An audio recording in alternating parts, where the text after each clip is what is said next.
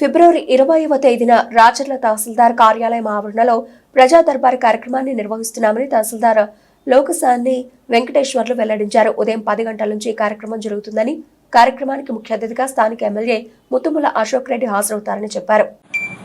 అందరికీ రాచర్ల మండలంలోని అందరూ గ్రామస్తులకి రైతులకి నమస్కారాలండి.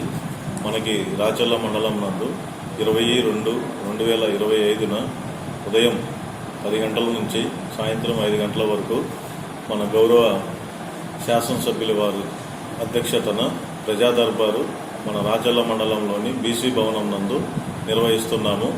కాబట్టి రాచర్ల మండలంలోని అన్ని గ్రామాలలోని రైతులు వారికి ఉన్నటువంటి భూ సమస్యల మీద, రీసర్వే జరిగిన వాటి సమస్యల మీద మీరు అర్జీ రూపంలో మాకు గనక ఇస్తే వాటినన్నింటినీ కూడా క్లుప్తంగా పరిష్కరించి మీకు న్యాయం చేకూరుస్తామని చెప్పేసి తెలియజేయడం.